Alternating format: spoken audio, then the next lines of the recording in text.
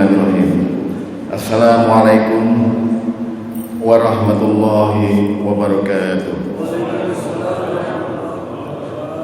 Alhamdulillah nahmaduhu wa nasta'inuhu wa nastaghfiruh wa na'udzu billahi min shururi anfusina wa min sayyiati a'malina.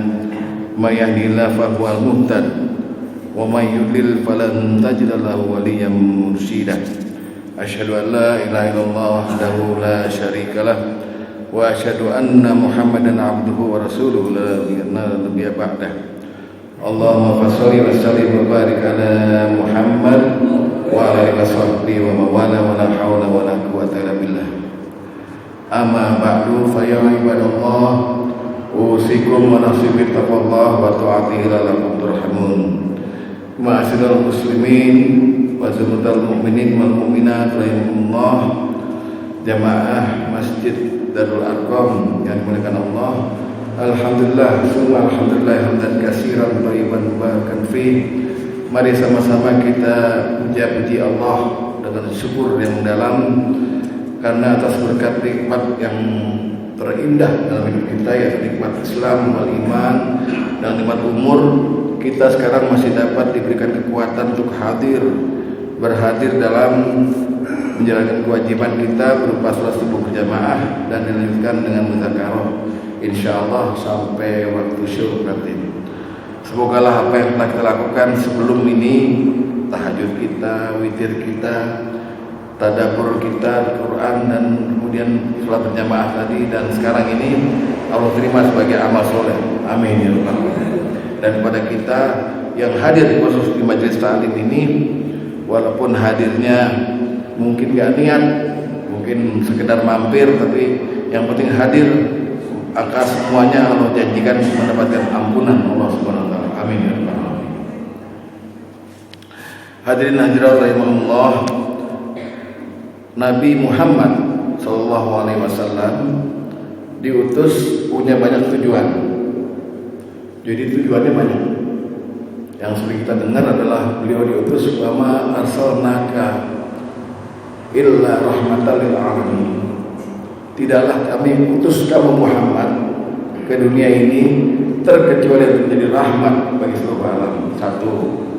Kedua, ada lagi Nabi Muhammad itu tujuannya diutus ke muka bumi ini untuk sebagai contoh buat kita. Laqad kana lakum fi Rasulillahi uswatun hasanah. Sungguh telah ada pada diri Rasulullah itu contoh untukmu. Kalau bapak mampir ke mall yang gede itu Lotte, Carrefour ya. Waktu bapak ambil kursi dorong kursi itu mau mulai belanja, biasanya di sebelah sana tuh ada tempat penitipan barang ya Pak ya, dan tempat pengambilan hadiah. Kalau bapak belanjanya 3 juta, 4 juta, dapat hadiah, ngambilin di situ. Nah di belakangnya mbak-mbak itu ada gambar karyawan terbaik bulan ini. Buat apa Pak? Dipajang begitu? Buat contoh. Jadi karyawan lain kalau mau dapat bonus hadiah karena terbaik, ini contoh. Begitu pula Nabi tadi, laqad kana lakum, sungguh telah ada untukku fi Rasulillahi, dalam diri Rasulullah itu uswatun hasanah. Itu tujuan Rasulullah diutus. Nomor 2. Nomor 3, Rasulullah juga diutus tujuannya untuk menyempurnakan akhlak. Innama bu'istu liutammima makarimal akhlak. Sesungguhnya aku diutus ke dunia ini untuk menyempurnakan akhlak. Nah, tugas lain ini yang penting yang sekarang mau dibicarakan ini. Rasul hadir ke dunia ini dikasih pangkat 2. Ini Bapak bisa lihat di surat As-Saba, wa ma arsalnaka illa kaffatan linnas, kata Allah, dan tidak aku utus kamu Muhammad terkecuali untuk seluruh manusia. Jadi Nabi Muhammad ini melihat Quran bukan hanya untuk orang Islam, diutus untuk seluruh manusia. Basiran wa nadhiran, ini pangkatnya. Pangkat Nabi itu basiran wa nadhiran. Basyiran itu pemberi kabar gembira, pembawa kabar gembira. Nadhiran itu pemberi peringatan. Nah, apa yang dimaksud dengan memberi kabar gembira? Ujungnya surga. Rasul itu diutus untuk kasih tahu pada kita, ada surga loh. Nadhir peringatan, ujungnya neraka. Rasul diutus pada kita khusus bilangin kita bahwa nanti ada neraka. Basyiran wa nadhir. Saya kasih contoh. Basyiran ini kabar gembira. Tadi Pak Imam kita, siapa Pak Imam kita? Bapak ya? Baca 2 surat berturut-turut. Satu surat Hal-Adun Kumalan Tijarohin, itu lagi bawain kabar gembira bahwa nanti maukah kamu aku tunjukkan suatu bisnis dengan Allah. Maka bisnisnya itu disebut di situ tu'minuna billahi wa rasulih wa tujahiduna fi sabilillahi bi amwalikum wa anfusikum. Seandainya kamu beriman pada Allah dan Rasulnya, kemudian kamu jihad dengan harta dan dengan dirimu, pasti surga. Itu basyiran. Berarti imam tadi lagi membawakan kabar gembira. Rakaat kedua yang begitu, surat At-Tahrim ayat 8. Ya ayyuhalladzina amanu tubu ilallahi taubatan nasuha. Kata imam tadi ya, hai orang beriman, taubatlah kamu dengan taubat nasuha. Bawahnya janji Allah surga untuk orang yang bisa taubat nasuha. Jadi fungsi Rasulullah adalah basyiran wa nadhiran. Begitu pula fungsi Quran. Allah mengutus Muhammad SAW untuk basyiran wa nadhiran. Quran juga itu diturunkan fungsinya sebagai basyiran wa nadhiran. Cuman di Quran dibalik fungsinya, nadhiran duluan baru basyiran. Semua ini udah diatur sama Allah supaya paralel antara tujuan Muhammad diutus dengan diturunkannya Quran. Dalam surat Al-Kahfi ayat 1 dan 2 Allah menjelaskan, Alhamdulillahilladzi anzala 'ala 'abdihi al-kitaba wa lam yaj'al lahu 'iwaja. Segala puji bagi Allah yang telah menurunkan kitab ini ya kepada hambanya, ala 'abdihi al-kitaba, kitab ini pada hambanya, wa lam yaj'al lahu 'iwaja. Dan tidak ada kebengkokan sedikit pun di dalam Quran itu. Baru ayat 2-nya menerangkan qayyimah, dia sebagai bimbingan yang lurus, liyunzira, untuk peringatan, ba'san syadidan miladunhu, bahwa nanti ada azab yang pedih di neraka untuk mereka-mereka yang melanggar perintah Allah. Wa yubasyshirul mu'minina alladzina wa yubasyshirul mu'minina ya'maluna as-salihati anna lahum ajrun hasanah. Dan kemudian Allah bilang Quran ini selain nggak ada kebaikannya, dia sebagai peringatan untuk ada azab dan kabar gembira bahwa nanti akan ada pahala yang baik bagi orang-orang yang beriman dan menjadi amal soleh. Nah, kita ambil dari dua fungsi Nabi dan Quran ini adalah nadhiro aja. Kita dari pertama kali Islam itu diperingatkan bahwa nadhir itu adalah hati-hati nanti ada neraka. Nah, neraka itu hanya dimasuki oleh orang-orang, salah satunya orang-orang kafir. Ini yang mau saya terangkan, kafir itu ya. Jadi kafir itu kalau kita nggak ngerti artinya, maknanya nggak ngerti, kadang-kadang konotasinya negatif. Jadi kita ngeri juga. Bahkan beberapa tahun lalu ada Basul Masail NU di Jawa Barat yang mengeluarkan fatwa untuk melarang kita menyebut kafir kepada orang di luar Islam. Larang. Fatwanya keluar. Sebut saja non muslim. Karena non muslim lebih halus. Padahal non muslim lebih kasar. Muslim asal katanya aslam. Saling yusalima, aslam itu artinya selamat. Non artinya nggak selamat.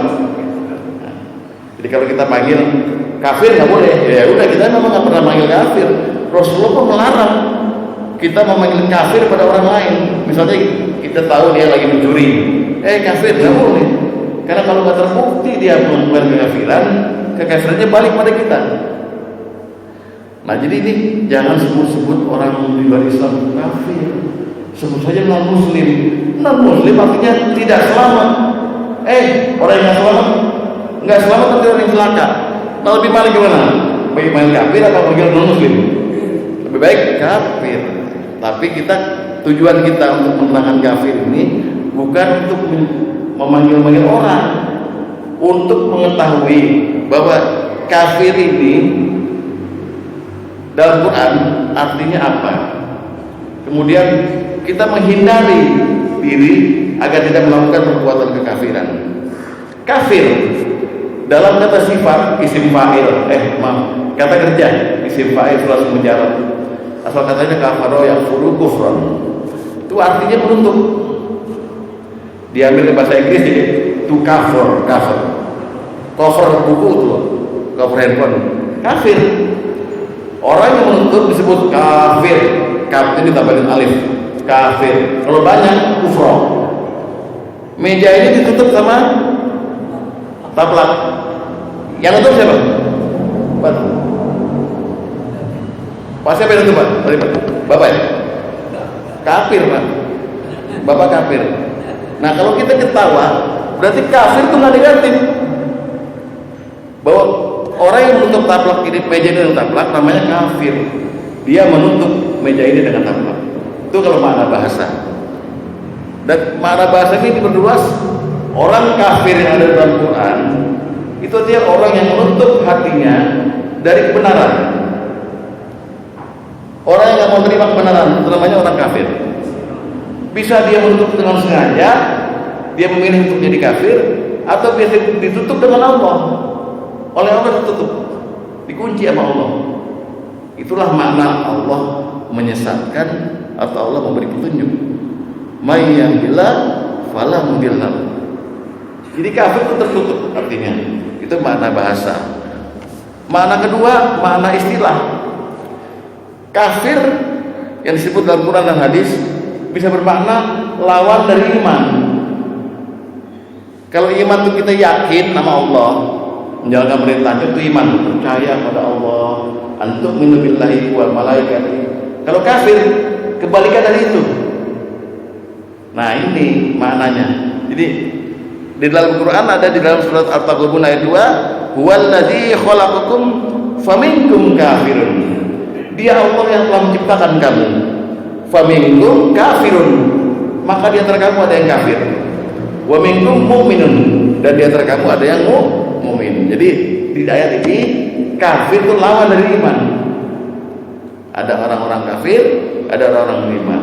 Orang-orang kafir, orang yang tidak mau beriman. Orang-orang beriman, orang yang tidak kafir. Begitulah kira-kira. Ya, tuh. Nah, orang-orang kafir yang dalam Quran itu disebut punya sifat yang dominan.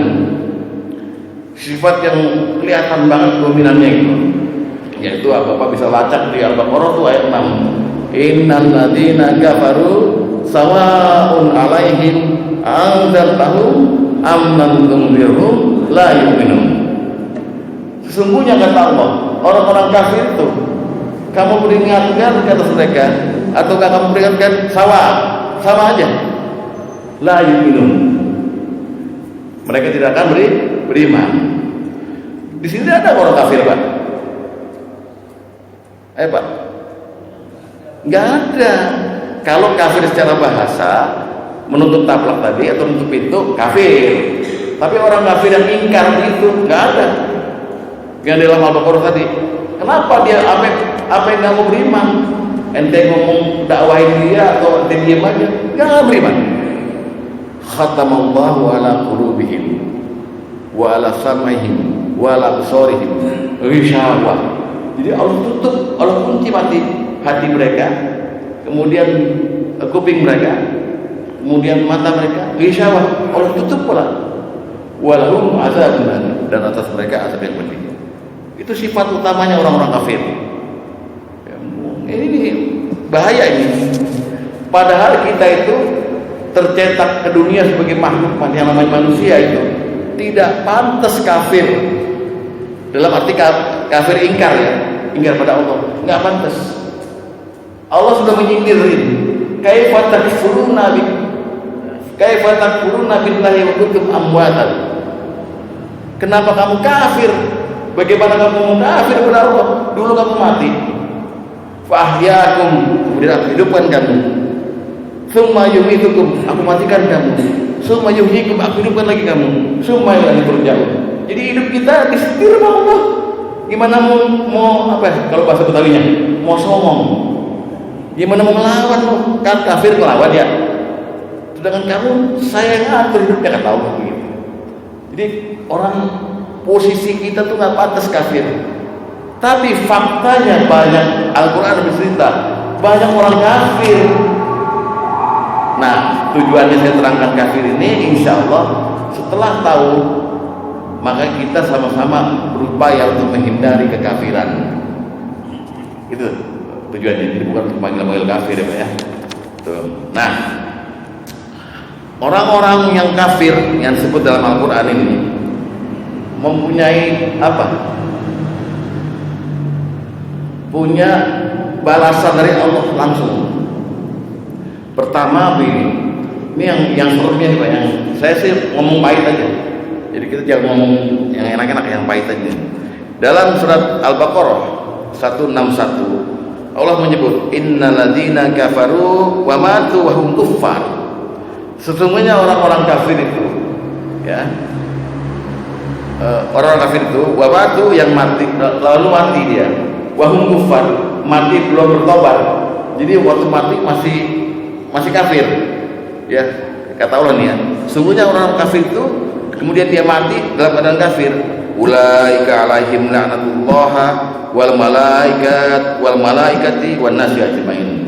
Mereka itu akan dilaknat oleh Allah, oleh para malaikat dan oleh seluruh manusia. Kita kalau bisa mati Pak ya, misalnya saya mati nih, Ustadz Wahyu Sujudi meninggal dunia ketika setelah ceramah di Al-Qur'an itu, innalillahi, didoakan Pak, yang layak saya banyak, kan maunya begitu ya. Ini kalau orang kafir Allah cerita, kalau ada orang kafir mati Allah melaknat. Caranya Allah melaknat gimana? Allah akan memanggil Jibril, karena Allah kalau benci sama seseorang Allah panggil Jibril, saya benci sama dia, maka bencilah dia. Jadi kalau Allah suka atau murka sama seseorang, Allah manggil Jibril, Jibril, Allah manggil Jibril, beri sini, saya benci sama dia, maka bencilah dia. Lalu Jibril manggut, malaikat tuh manggut aja, baik. Jibril umumin ke seluruh malaikat di langit, sesungguhnya Allah membenci si X, maka saya pun membencinya, maka bencilah dia. Lalu ada malaikat yang bertugas untuk menyampaikan pada hati setiap manusia untuk membenci orang itu. Jadi komplit Pak. Nah, orang kafir kalau dia matinya masih kafir, Allah melaknat. Allah tidak menyapanya. Kan kalau kita orang beriman Pak, insya Allah yang hadir di sini aja dengan keluarga, kalau kita mati nanti Pak, pengennya ada suara Allah, ya ayyatuhan nafsul mutmainnah, hai jiwa yang tenang, itu Allah itu. Allah yang berhadir gitu ya untuk menjemput nyawa kita. Irji ila rabbiki radiyatan mardiyah. Kembalilah kamu kepada Tuhanku, kepada Tuhanmu, aku di Tuhanmu dengan senang, dengan ridho, dan aku ridhoi. Saya kira itu suara malaikat pertama, karena ada kata-kata fadkhuli fi ibadi, maka masuklah kamu dalam golongan hamba-hambaku. Wadkhuli jannati, dan masuklah dalam surgaku. Maunya kan gitu gitu. Tapi menurut ayat ini, orang kafir yang mati dalam kekafiran, maka dia akan dilaknat oleh Allah. Pada saat kematian itu, malaikat pun melaknat. Kalau Bapak mau lihat bagaimana malaikat melaknat orang-orang yang dicabut nyawanya, baca surat An-Nahl dan Al-Anfal, lengkap di situ. Pukul sana, pukul sini, keluarkan nyawamu. Dan manusia-manusia lain melaknat. Pada waktu melayat, tidak ada orang yang mesti dalam kematiannya, malah syukurin pada kelompok di luar yang mengalami. Itu maksudnya. Jadi orang kafir itu sangat hina di hadapan Allah, di hadapan para malaikat, di hadapan seluruh manusia. Yang kedua, orang kafir akan diancam azab oleh Allah. Man tawalla wa kafar, bagi orang-orang yang berpaling dan kafir, wa yu'adzibullahul adzabal akbar, maka Allah akan memberi dia azab yang besar. Itu ancaman, Pak. Jadi kafir itu ngeri, Pak. Hindari kafir. Yang ketiga, wattaqun naral lati uiddat lil kafirin. Takutlah kamu kepada neraka disediakan untuk orang-orang kafir. Itu di surat Ali Imran. Yang di surat Al-Baqarah, fattaqun naral lati waquduhan nasu wal hijarah. Lebih ngeri lagi, uiddat lil kafirin. Takutlah kamu kepada neraka yang bahan bakarnya manusia dan batu. Maksudnya apa, Pak? Kok Allah nerangin neraka bahan bakarnya manusia dan batu? Bahan bakar itu cair. Cair kan, Pak? Cair. Batu cair. Perlu berapa derajat, Pak? Api yang mencairkan batu. Kita di dunia ini, misalnya ada bahan plastik, kacamata sini plastik ini, kita taruh di api, mungkin perlu waktu 1 menit habis ya. Sekarang api yang sama ditaruh besi, Pak, berapa lama? Kecuali kalau apinya dinaikin derajat panasnya, maka besi bisa dibakar dengan api 1500 derajat Celcius sehingga cair. Emas taruh, sekarang batu, Pak, taruh batu, bakar. Berapa tahun kalau apinya naik. Nah, Allah menerangkan waquduhan nasu wal hijarah. Neraka itu bahan bakarnya batu, maksudnya panas banget apinya. Nggak kuat, Pak, kita di neraka. Maka Allah bilang, fattaqunna, takutlah kamu pada api neraka. Ini uiddat lil kafirin, yang nanti tempat tinggalnya orang-orang kafir. Jadi orang kafir itu ancamannya 3. Pertama, dia waktu mati dilaknat oleh Allah, malaikat dan manusia seluruhnya. Kedua, diancam azab. Ketiga, pasti masuk neraka. Saya singkat. Dalam Al-Quran ada puluhan kata-kata kafir. Yang dimaksud dia perbuatan kafir atau golongan kafir. Jadi ada berapa puluh perbuatan kafir yang bisa kita lacak di Quran, yang orang-orang pelakunya disebut kafir, yang diancam neraka ini. Tuh.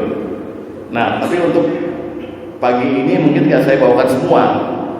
Ada kira-kira 10 atau 9 lah perbuatan kekafiran, yang 3 dilakukan oleh orang-orang non-muslim, yang 7 atau yang 6 dilakukan oleh orang-orang Islam. Nah, saya akan terangkan, semoga dengan kita mengetahui ini kita terhindar dari kekafiran. Ya, Pak ya? Oke, kita mulai.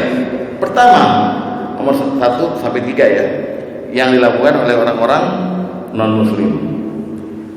Nomor 1, orang disebut kafir, pelaku kekafiran. Perbuatan pertama adalah dia tidak menyembah Allah.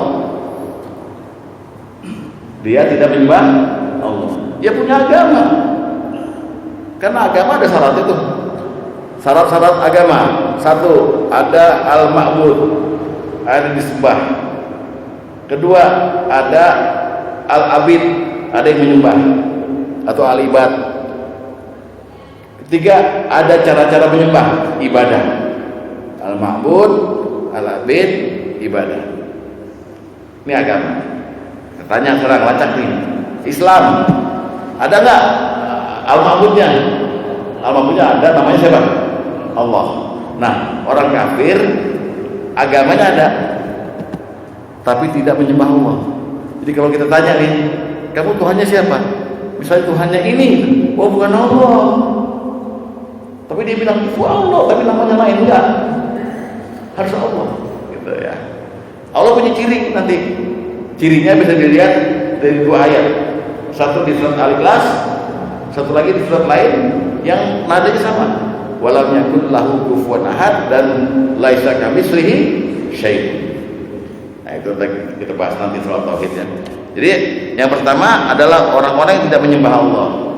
Nabi pernah didatangi ketika baru 5 tahun di Mekah.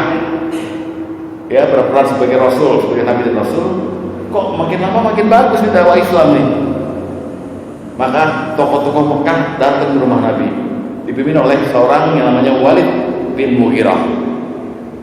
4 orang datang. Muhammad, gini nih, kita kompromi ya. Kayaknya ente bagus juga belajar ya, Tuhan satu segala macam, bolehlah. Gimana kalau ente juga lihat tuh, kita juga punya agama nih, karena agama saat itu adalah penyembahan berhala, Pak. Ya, berhala Lata, Uzza, Manat, Hubal dan sebagainya. Mari Muhammad, kita bersedia dah nyembah Tuhan kamu setahun. Nanti kamu gantian nyembah Tuhan kita setahun. Maka Rasulullah minta waktu, Pak. Kasih saya waktu beberapa saat. Jibril datang bawa firman, "Qul," katakan Muhammad, "Ya ayyuhal kafirun," wahai orang kafir, bagi orang kafir, "La a'budu ma ta'budun," tidaklah aku menyembah apa yang kamu sembah. Wala antum, dan tidaklah kamu abiduna menyembah ma'abud, apa yang aku sembah. Wala ana, dan tidaklah aku abidun menyembah ma'abattum, apa yang kau sembah. Lakum dinukum waliyadin, agamamu agamamu, agamaku agamaku. Pertama, jadi orang kafir yang pertama dari paling kafir kekafirannya adalah orang tidak menyembah Allah. Satu, di sini nggak ada, di sini semua Allahu Akbar, nggak mungkin menyembah Allah. Dua, golongan yang disebut kafir yang nantinya bakal udah pasti masuk neraka adalah golongan orang-orang kafir dan musyrik min ahlil kitab, dari ahli kitab. Memang menjelaskan ahli kitab sangat panjang, Pak. Tapi intinya gini lah, ahli kitab itu adalah orang yang taat kepada Allah dan nabinya di zamannya. Misalnya kita hidup di zaman Nabi Musa, maka kita bilang nih, asyhadu alla ilaha illallah wa asyhadu anna Musa rasulullah. Syahadatnya udah, tauhidnya udah kan. Lalu ada kitab Taurat kan. Nah, kitab Taurat itu dipelajari, dia ulama nih, ulama bukan nabi, ulama pelajaran. Nah, orang-orang yang kayak begitu di zaman Nabi masih ada keturunannya. Saya kasih contoh. Bapak pernah dengar Buhairah? Buhairah, bukan Bukhari, Pak. Buhairah ya. Buhairah itu pendeta Nasrani, ya Buhairah, yang dulu memperingatkan Abu Thalib ketika beliau membawa Muhammad kecil dagang. Karena beliau melihat walaupun masih kecil, ini orang spesial.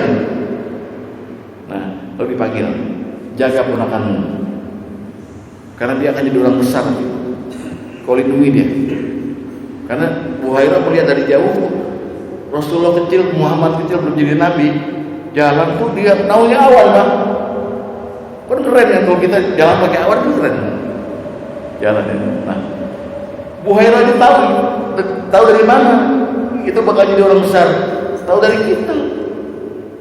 Karena kabar mengenai Rasulullah Muhammad SAW ada di Injil, ada di Taurat, ada di Zabur, dan di kitab-kitab lain. Kabar kedatangan Muhammad sudah ada. Nah, jadi dia ahli kitab.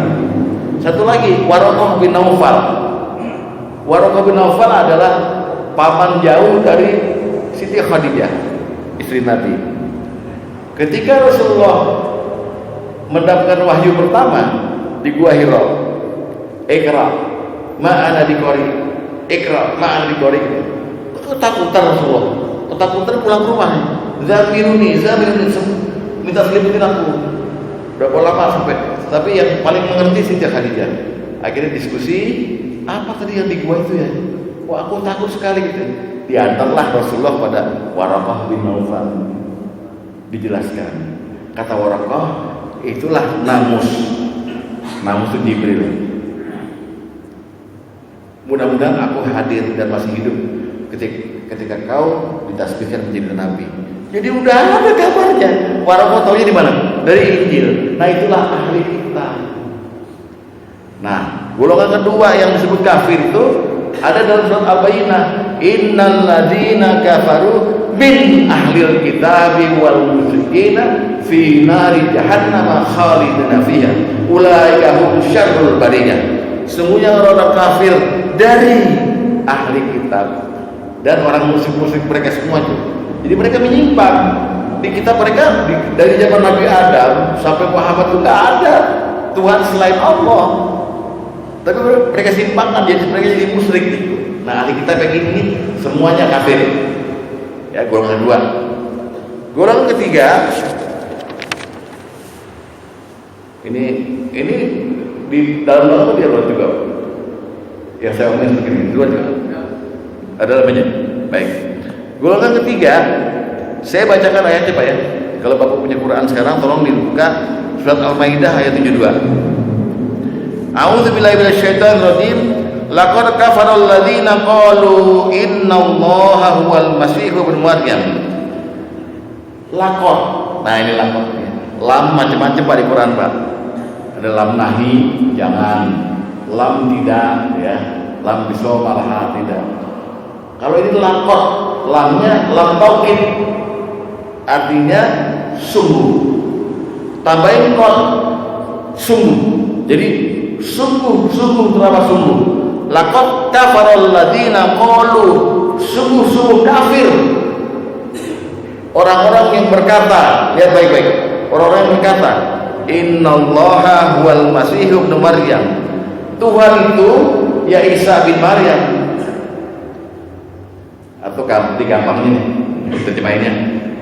Sungguh sangat kafir orang yang berkata bahwa Isa itu Maryam itu adalah Tuhan. Tuh ayat itu. Yang bilang siapa Pak? Allah. Wa qala masih ya bani Israil ubudullaha rabbi wa rabbakum. Padahal Isa sendiri bilang kepada kaumnya, wahai bani Israil, sembahlah Tuhan Allah, Tuhanku dan Tuhanmu. Ya, innahu may yusyrik billah faqad haramallahu alaihi jannah. Sungguhnya orang yang berkata begitu tadi bahwa Isa itu adalah Allah, adalah Tuhan, gitu. Maka dia telah musyrik dan musyrik itu haram masuk ke dalam surga. Wa ma'wahun nar, dan tempatnya dalam neraka. Wa ma lizzalimina min ansor, tidak ada penolong bagi mereka. Jadi dalam ayat ini orang kafir yang tercetak dalam Quran ini perbuatannya adalah dia menganggap Isa itu Tuhan. Kalau dipindahin zaman sekarang apa Pak? Pak, agama yang bilang Isa Tuhan siapa Pak? Kristen. Tuh, kafir. Dilanjutkan ayat selanjutnya. Laqad kafaral ladzina qalu innallaha salisu salasah. Sungguh telah kafir orang-orang yang berkata Isa itu satu dari yang tiga. Trinitas. Pintar siapa itu? Satu dari tiga. Doktrin Trinitas itu baru ada tahun 325 Masehi Pak. Dari konsili di Nikea yang memutuskan para rahib-rahib bahwa Isa itu Tuhan, tapi Tuhan anak, tidak dalam nama Bapa dan Putra dan Roh Kudus. Ini tiga, satu dari tiga. Jadi sungguhlah kafir orang yang berkata Isa itu satu dari yang tiga. Di kemudian hari beberapa tahun kemudian ada konsili lagi, Roh Kudus diganti Pak, diganti Maria. Bapak tadi Bapak pulang ada Mater Dei itu Bunda Tuhan. Nah, dia menggantikan posisi Trinitas ini. Jadi makanya ada doanya Salam Maria, doa novena. Nanti kita bahas lain waktu. Tapi di sini laqad kafaral ladzina qalu innallaha salisu salasah. Sungguh telah kafir orang-orang yang berkata Isa itu satu dari yang tiga.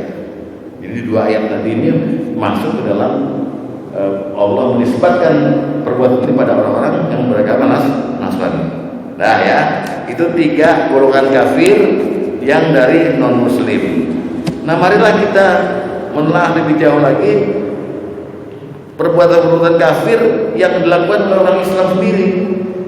Kalau memang Bapak nanti kita merasa pernah melakukan ini, segera bertobat karena menghindari neraka, gitu loh, ya. Tujuannya itu. Jadi ini ada banyak Pak, ada puluhan, tapi sesuai waktu aja saya sesuaikan, mungkin hanya 5 atau 6 aja ya.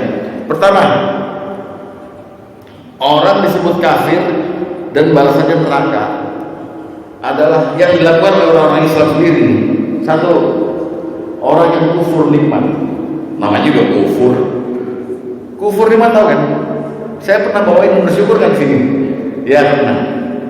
Orang yang kufur nikmat itu orang yang mengingkari nikmat Allah, nggak bersyukur dengan 6 syarat kemarin. Di antaranya oleh kufur nikmat itu orang yang suka dusta nikmat. Bapak nggak ngeh ya? Di Ar-Rahman itu 31 kali di Allah bertanya pada kita, fabi ayyi ala'i rabbikuma tukadziban. Maka nikmat mana lagi yang mau kamu dustakan, kata Allah. Jadi ada dusta nikmat itu, bohong kalau dia itu berdusta, jadi berdusta dengan kenikmatan Allah. Caranya gimana? Prakteknya gini, Pak siapa kemana? Pak atau Pak Nasruddin deh, ada Pak Nasruddin, Haji Nasruddin, ada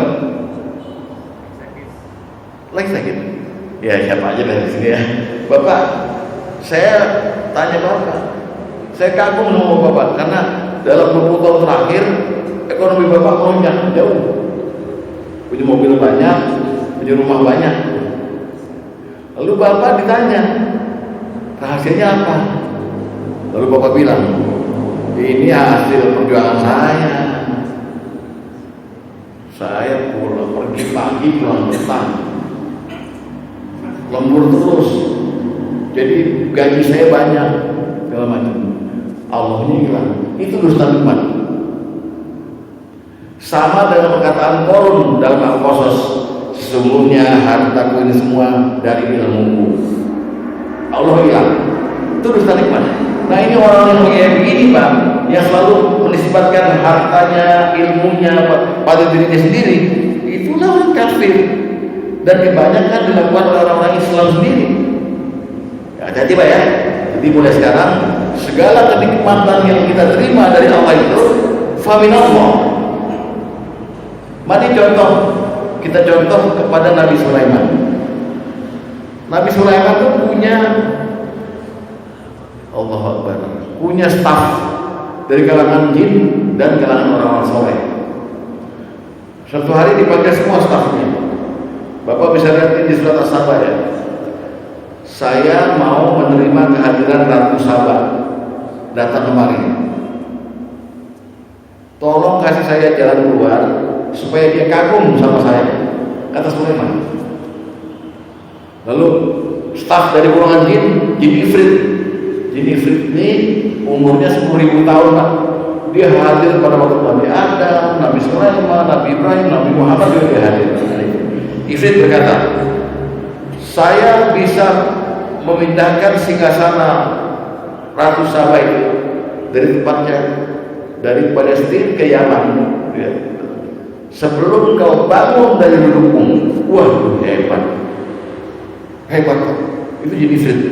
Tapi ada orang yang punya ahli kitab, yang orang soleh, stafnya juga berkata, saya bisa memindahkan singgasana Ratu Saba itu sebelum matamu berkedip.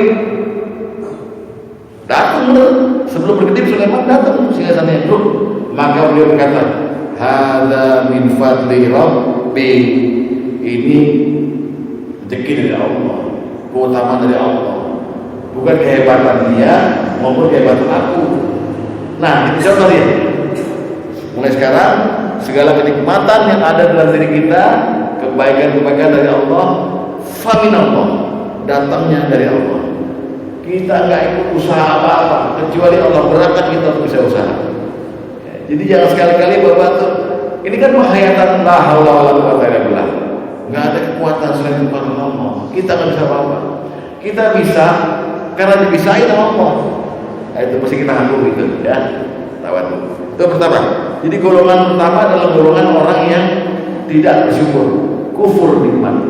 Ya, kufur nikmat. Wa in ta'adzana rabbukum la in syakartum la azidannakum. Maka ketika Tuhan memaklumkan, mengumumkan la in syakartum, sungguh jika kamu bersyukur, la azidannakum, sungguh aku tambahkan. Wala in kafartum, tapi kalau kamu kafir, kufur nikmat, inna adzabil syadid, sungguh azabku sangat pedih. Ya, kafir pertama yang dilakukan oleh orang Islam. Banyak orang Islam terjebak dengan hal ini. Nomor 2, udah 40 menit saya. Dikit lagi ya Pak ya. Yang nomor 2, kafir yang disebut dalam Quran sebagai golongan orang kafir adalah orang yang enggan melaksanakan perintah Allah. Suruh sholat, nggak sholat. Suruh puasa, nggak puasa. Suruh haji, alah, gua kan nggak beca, gimana bisa haji? Nggak ada niat. Pokoknya segala perintah Allah dia kontra gitu. Atau dia ambil beberapa perintah yang gampang, yang agak susah dia buang. Hati-hati. Nah ini bisa Bapak lihat di kias ya, di analogi dengan kejadian pada waktu iblis diperintah untuk sujud kepada Adam. Wa isqulna lil malaikati isjudu li adama fasajadu illa iblis. Dan ingatlah ketika Allah berkata pada malaikat untuk sujud pada Adam, semua sujud kecuali iblis. Jadi iblis ini salah satu yang hadir, yang diperintah juga untuk sujud, tapi dia nggak sujud. Dia enggan, wastakbara, dan dia sombong, wa kana minal kafirin. Jadi orang pihak-pihak yang diperintah terus dia nggak mau dan sombong disebut dengan kafirin. Nah kita banyak nggak orang Islam kayak begitu? Banyak. Herannya waktu mati mintanya disolatin di masjid, seumur umur nggak pernah ke masjid. Nah itu yang gawat. Ya, jadi hati-hati. Hindari kekafiran pertama, nggak bersyukur. Hindari kekafiran kedua, laksanakan setiap perintah Allah. Allah hanya berkata begini, fattaqullaha mastata'tum. Maka bertakwalah kepada Allah semampu kamu. Jangan dimaksakan, semampu kamu aja. Gitu ya. Yang ketiga, saya cepatkan dikit. Orang yang disebut kafir adalah orang munafik. Orang munafik dalam Quran. Jadi disebut di sini Rasulullah dihibur oleh Allah dalam surat Al-Maidah ayat 1, ya ayyuhar rasul, wahai rasul, wahai Muhammad, la yahzunkal ladzina yusari'una fi kufri. Nah, fil kufri. Jangan kamu sedih dan jangan kamu disedihkan dengan orang-orang yang berkata kufri, ya, berkata dalam kekafiran mereka, minal ladzina qalu, yaitu orang-orang yang berkata amanna bi afwahihim, kami beriman dari mulut mereka doang, walam yu'min qulubuhum, padahal hati mereka enggak beriman. Jangan sedih Muhammad. Tapi ada kata-kata Allah dalam ayatnya ada kata-kata Jadi orang-orang yang ngomong doang tapi hatinya lain, orang munafik kan disebut orang kafir. Munafik itu punya ciri Pak. Cirinya 3. Ayatul munafiki salah satu. Ciri-ciri orang munafik ada 3. 1, idza hadatsa kadzab. Kalau ngomong dusta. Wa idza wa'ada akhlaf. Kalau janji diingkari. Wa idza tumina khon.